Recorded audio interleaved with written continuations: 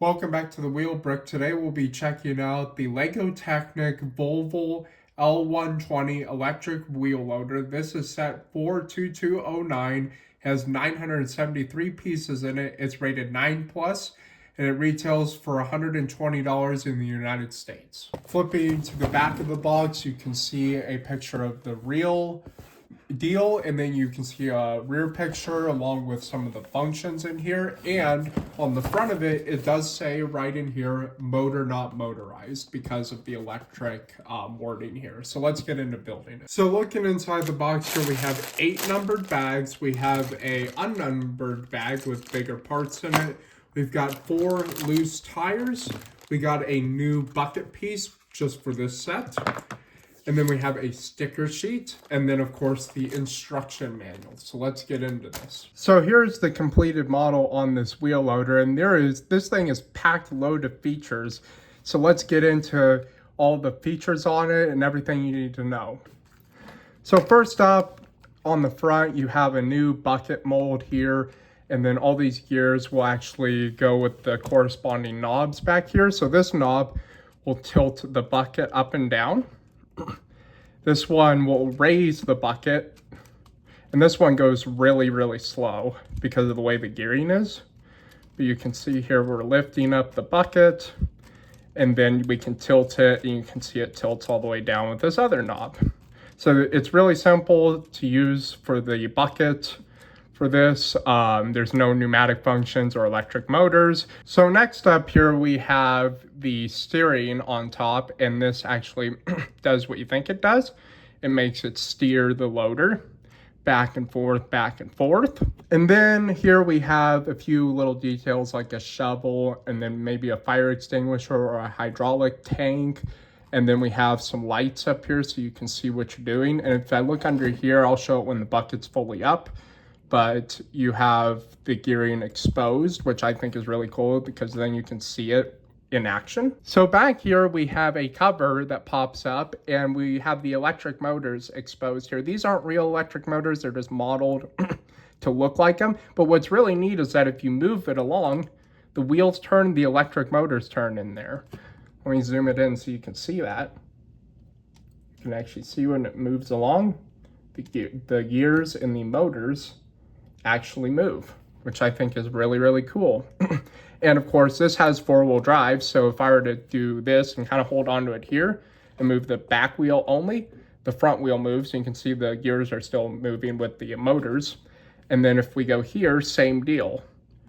And you may wonder, okay, well, what's this thing here? Why is this moving up and down? This is a portal axle, I believe that's what it's called. But it's supposed to make it so it can kind of go and not have all 4 wheels or 2 wheels come off the ground at the same time. That's about as much as range of motion as you got with that. It's not a lot. It's not like the Raptor or some of the big off-road car sets where it has a better range of motion. But those are bigger scale than this is, so I guess it's fine the way it is. So with the rear cover still open, there's actually some flaps on the side.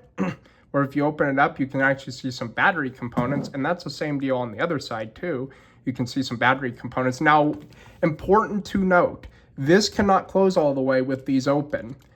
Also, if you shut these and you close this all the way, and you try to open these, they cannot be open without this thing open. I don't know why it designed it that way. I think this fender catches on it. And also, important to note about the back cover, is if you try to pick it up here, there's not a locking mechanism on it, which I don't know how they could have put one. They could have put one right in here, but it would have made it kind of ugly looking. So I'm not sure how they could have done that better, but the best way to pick it up is either from the top or you can reach underneath from the bottom. Just do not pick it up from here because otherwise it's not really going to work out for you. Speaking of other opening things, we have a little openable door here with a seat in there, which is a pretty small seat.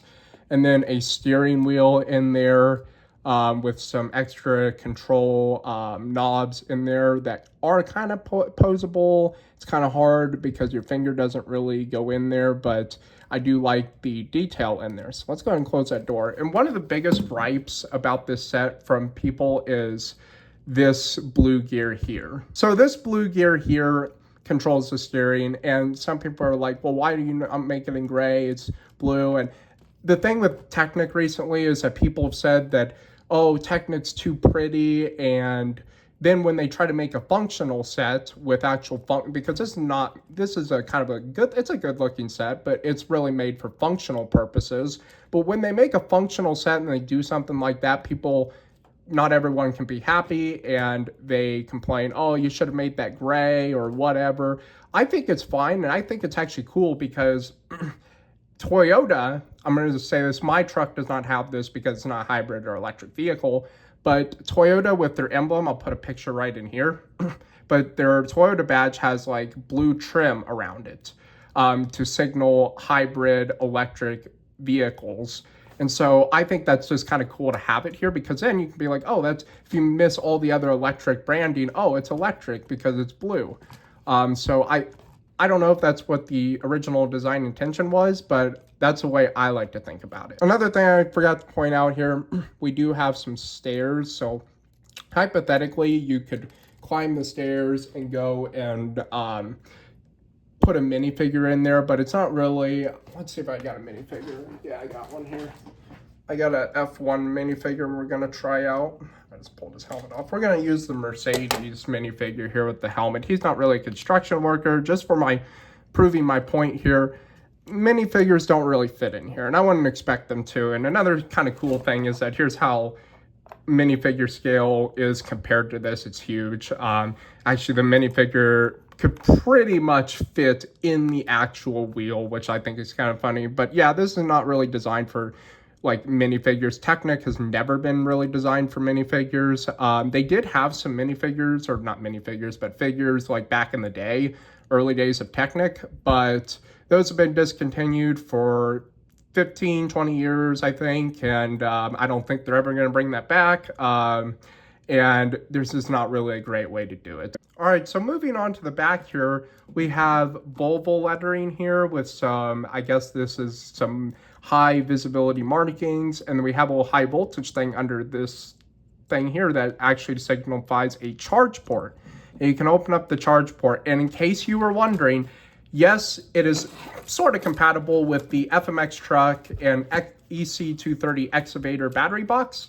So we have the cord here, so I'm actually going to get the cord out, and it's kind of difficult. You kind of have to break some of it to get it to go. But once it's good to go, we're gonna plug that back in.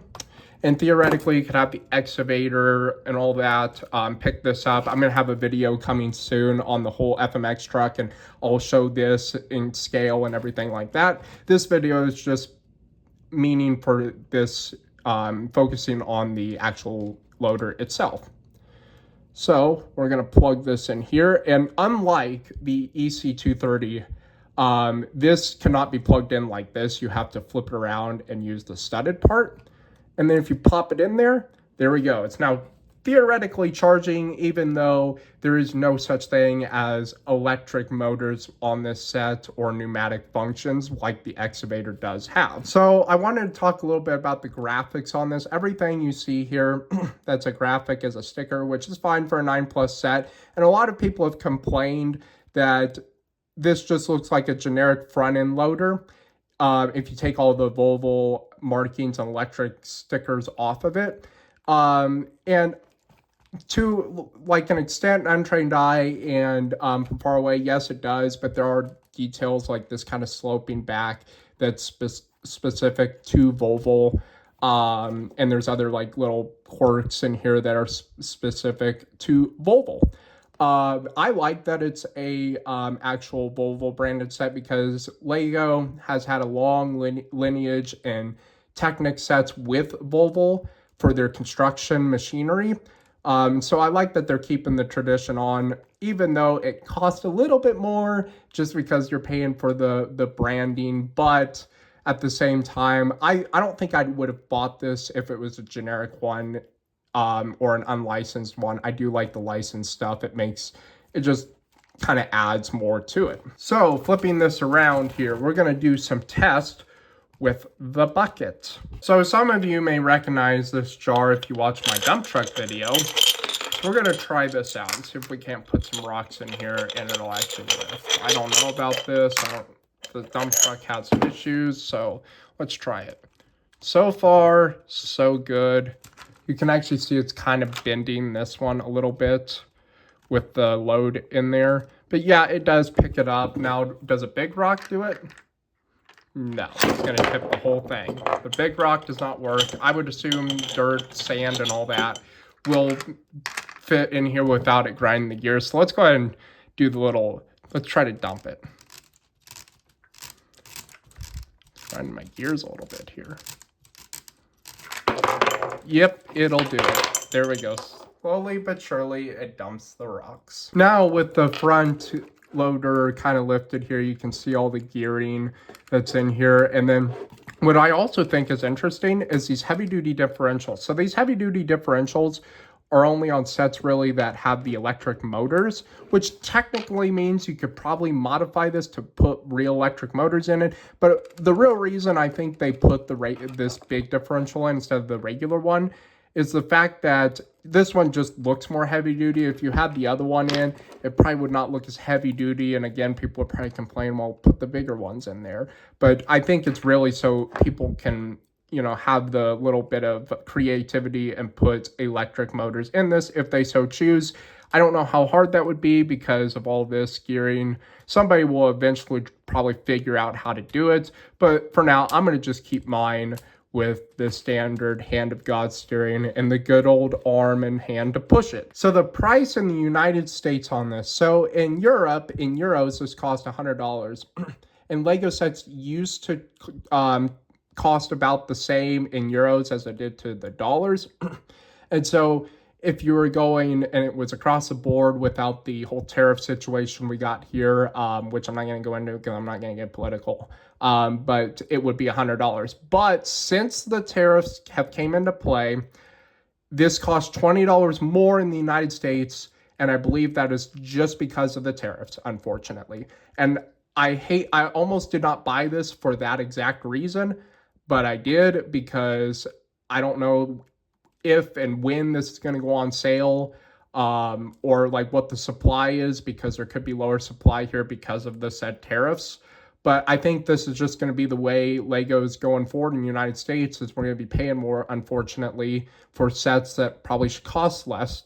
I think if the tariffs were not in play, this would cost $100 in the United States. But because of the tariffs, you're paying $120, unfortunately. Also on the subject of the tariffs and availability on this. So as of right now, the only way you can buy this in the United States is either from Lego directly. Best Buy, some locations online have it. Iffy, I haven't had any luck. Or your best luck, if you want to buy it in person, is Barnes & Noble. But they have a very short supply of this. My local Barnes & Noble, kind of local, only had one of them, and this was the one. So I don't know if it's in short supply or what, but you can get it online or in store there. I don't know if it's going to remain a Barnes & Noble exclusive, but as of right now, it's a Barnes & Noble, maybe Best Buy if you can find it there, and Lego.com exclusive only. So with that said, should you buy this? I think in Europe, absolutely. If you're in the United States, if you've been searching for a Technic wheel loader of this scale and size for a while now, go ahead and get it. You will not be disappointed. It was a very fun build. All the features are really fun to play around with, and it's a good display piece if you want to display it. If you're iffy about it, I'd say wait, think about it a little bit. I don't think this is going to go on sale anytime soon in the United States because of the tariffs, unfortunately. But otherwise, for a kid's toy, it is absolutely great. Function-based, it's really great. For Technic, it's really great. So let me know what you think. Put them down in the comments. Make sure you subscribe to The Wheel Brick. Follow The Wheel Brick on Instagram, and I will see you next video.